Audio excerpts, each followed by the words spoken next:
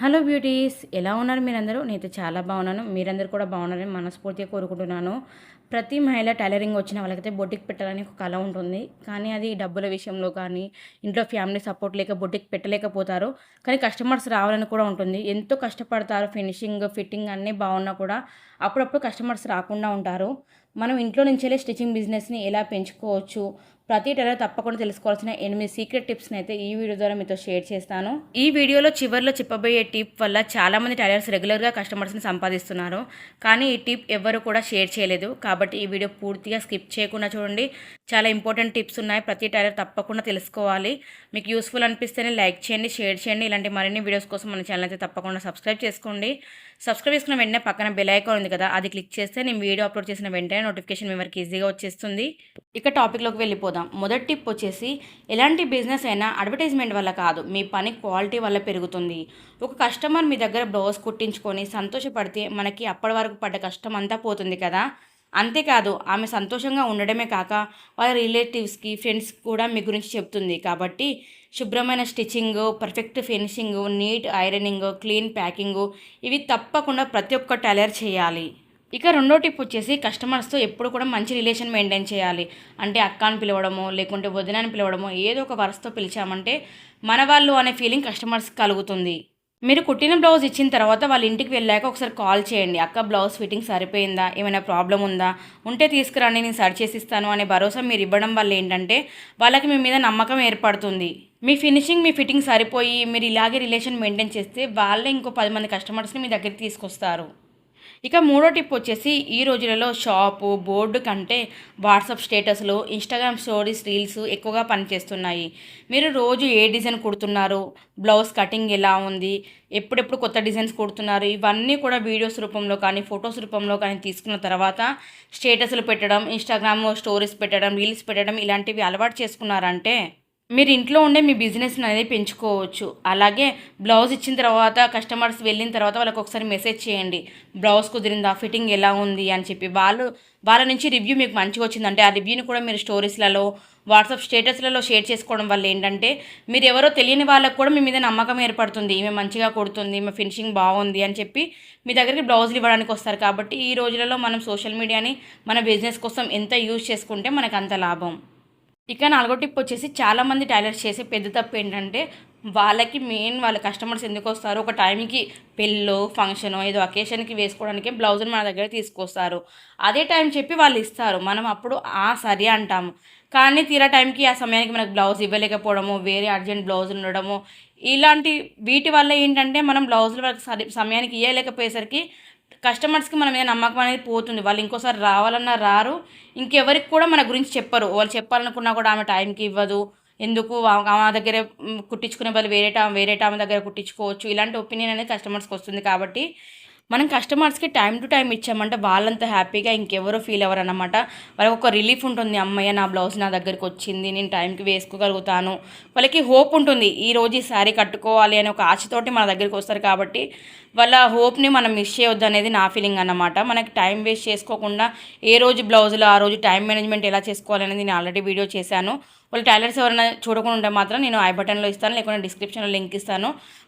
మనం టైలర్స్ని ఎలా time management చేసుకోవాలనేది తప్పకుండా డీటెయిల్స్గా అయితే టిప్స్తో సహా షేర్ చేశాను. తప్పకుండా ఆ వీడియో అయితే చూడండి. ఇక ఈ టాపిక్లోకి వస్తే మాత్రం, వాళ్ళకి ఇచ్చే డేట్ కంటే 1 డే ముందే మనం ఇవ్వడానికి ప్రయత్నించామంటే వాళ్ళు ఎంత హ్యాపీగా ఫీల్ అవుతారో అంతే హ్యాపీగా ఇంకో 10 మందికి కూడా మన గురించి చెప్తారు. మనకి పబ్లిసిటీ కావాల్సింది మనం చేసుకోవడం కాదు, మనం డబ్బులు ఇచ్చి చేసుకోవడం కాదు. మనం ఒక ఐదుగురు కస్టమర్స్ని హ్యాపీగా ఉంచామంటే వాళ్ళు ఇంకో 10 ఇలా 50 మంది కస్టమర్స్ని వాళ్ళే తీసుకొస్తారు. కాబట్టి టైం టు టైం ఇవ్వడం తప్పకుండా నేర్చుకోవాలి. ఇక ఐదో టిప్ వచ్చేసి, ఇంతకుముందు 4వ టిప్లో నేను టైలర్స్ చేసే తప్పు గురించి చెప్పాను కదా, ఇప్పుడు ఈ 5వ టిప్లో కస్టమర్స్ చేస్తూ ఉంటారన్నమాట ఈ తప్పులు. కొంతమంది కుట్టడానికి బ్లౌజులు ఇస్తారు, ఇచ్చి అటే వెళ్తారు. ఇక మనం కుట్టి బ్లౌజులు రెడీ పెడతాం, సంవత్సరాలు కాదుగా నెలలైనా కూడా రారు వాళ్ళు అసలు. వాళ్ళ ఫోన్ చేసినా ఫోన్ రిసీవ్ చేసుకోరు, ఆ ఇప్పుడు వస్తాం అప్పుడు వస్తామని చెప్తారు, రారు. ఇంకొంతమంది ఉంటారు, బ్లౌజులు ఇచ్చి తీసుకెళ్తారు, ఇక్కడే ఉంటాం కదా రేపిస్తాను, ఎల్లుండిస్తాను, లేకుంటే ఇప్పుడు నా దగ్గర డబ్బులు లేవు, ఇలాంటి కహానీలు చెప్పి బ్లౌజులు తీసుకెళ్తారు. అడిగి మనం విసిగిపోతాం తప్పితే వాళ్ళ దగ్గర నుంచి అయితే డబ్బులు రావు. ఇలాంటప్పుడు ఏం చేయాలంటే వాళ్ళు బ్లౌజులు ఇచ్చినప్పుడే మనం కొంత అడ్వాన్స్ తీసుకోవాలి ఆ బ్లౌజులు తగ్గట్టు. ఇప్పుడు మీకు ఒక 2 బ్లౌజులకి ఒక 1800 అవుతుంది అనుకోండి, అందులో హాఫ్ అమౌంట్ ముందే మీరు అడ్వాన్స్ తీసుకొని ఉంచుకున్నారంటే కరెక్ట్ టైంకి వాళ్ళు తీసుకెళ్ళడానికి వస్తారో, అలాగే ఎవరైతే బ్లౌజులు తీసుకెళ్తారో వాళ్ళు కూడా మొత్తం మనీ అనేది ఇచ్చి వెళ్తారు. దీనివల్ల మనకి టైం సేవ్ అవుతుంది, మనం కష్టపడ్డందుకు ఫలితం మన దగ్గరికి మనకు వస్తుందన్నమాట. కాబట్టి అడ్వాన్స్ తీసుకోవడం నేర్చుకోవాలి. చాలామంది టైలర్స్ చేయరు, కానీ చేయడం మెయిన్ ఇంపార్టెంట్ అన్నమాట. ఇలాంటి కస్టమర్స్ ఉన్నప్పుడు మనం అంత కష్టపడి డిజైన్ బ్లౌజులు ఫినిషింగ్తో కుడతాము. ఈ మధ్యలో బుటిక్ పెట్టుకున్న వాళ్ళు ఏంటంటే టైలర్స్ని మెయింటైన్ చేస్తారు. వాళ్ళకి మంత్లీ ఇంత ఇన్కమ్ ఇచ్చి మరి టైలర్స్ని మెయింటైన్ చేస్తారు.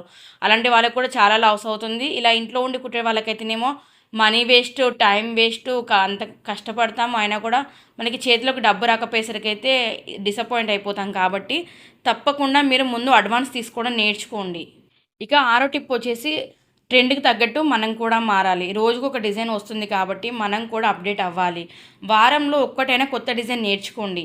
మీరు కొత్త డిజైన్ నేర్చుకున్నందుకు మీ దగ్గర కస్టమర్స్ వస్తే ఏ డిజైన్ పెట్టాలని అడగడం వల్ల ఓహో ఈమెకు అన్ని డిజైన్స్ వస్తాయి అన్న ఆలోచన అనేది వాళ్ళకు వస్తుంది. అలాగే వాళ్ళకు కొంతమంది కస్టమర్స్ కన్ఫ్యూజ్ అవుతూ ఉంటారు, ఏ డిజైన్ పెట్టుకుంటే బాగుంటుంది, ఈ ఈ డిజైన్ ఈ శారీ మీదకి సెట్ అవుతుందా లేదా, ఇలాంటి కన్ఫ్యూజన్లో ఉంటారు.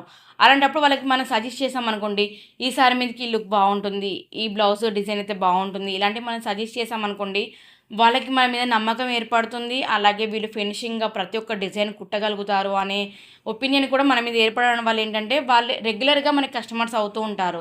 ప్రతి ఒక్క బ్లౌజ్ మన దగ్గరికి తీసుకురావడానికే వాళ్ళు ముందు ప్రిఫర్ చేస్తారన్నమాట. ఇక 7వ టిప్ వచ్చేసి చాలామంది టైలర్స్ ఏం చేస్తారంటే కస్టమర్స్ మన దగ్గరికి రావాలి అని చెప్పి తక్కువ ప్రైస్ తీసుకుంటూ ఉంటారు.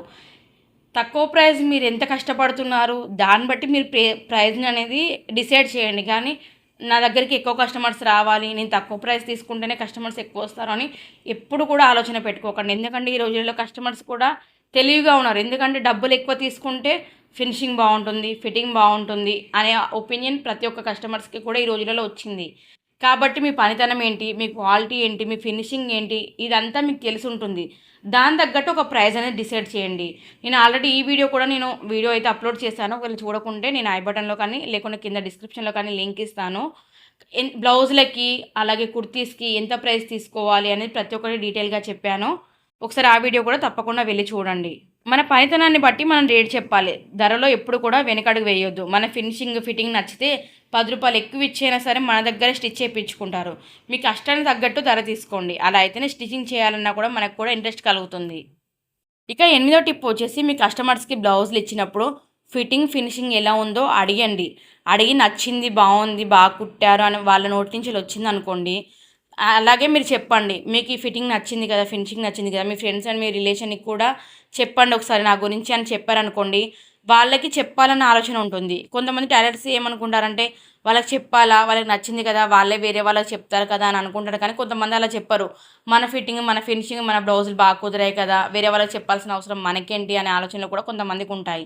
కాబట్టి మనం చెప్పడం వల్ల ఏంటంటే వాళ్ళకి ఆలోచన వస్తుంది, నిజమే కదా వీళ్ళు ఇంత బాగా కుట్టారు, మళ్ళీ వీళ్ళే అడిగారు కాబట్టి మనం చెప్పాలి అన్న ఆలోచన వచ్చి వాళ్ళు తప్పకుండా వాళ్ళ ఫ్రెండ్స్ అండ్ ఫ్యామిలీ రిలేటివ్స్కి మన గురించి సజెస్ట్ చేస్తారన్నమాట. అలా దానివల్ల కూడా మనకి కొత్త కస్టమర్స్ వచ్చే అవకాశం చాలా ఎక్కువగా ఉంటుంది. ఇంట్లో నుంచే టైలరింగ్ బిజినెస్ పెంచుకోవాలంటే పెద్ద పెట్టుబడి అవసరం లేదు. క్వాలిటీ, ట్రస్ట్, టైము ఈ 3 ఉంటే చాలు. కస్టమర్సే మిమ్మల్ని వెతుక్కుంటూ వస్తారు. ఈ 8 టిప్స్లో మీకు ఏది బాగా నచ్చిందో కామెంట్లో తప్పకుండా చెప్పండి.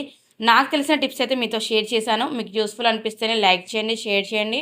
ఇలాంటి మరిన్ని వీడియోస్ కోసం అయితే మన ఛానల్ని తప్పకుండా సబ్స్క్రైబ్ చేసుకోండి. సబ్స్క్రైబ్ చేసుకున్న వెంటనే పక్కన బెల్ ఐకాన్ ఉంది కదా, అది క్లిక్ చేస్తే నేను వీడియో అప్లోడ్ చేసిన వెంటనే నోటిఫికేషన్ అయితే మీ వరకు ఈజీగా వచ్చేస్తుంది. Thank you for watching.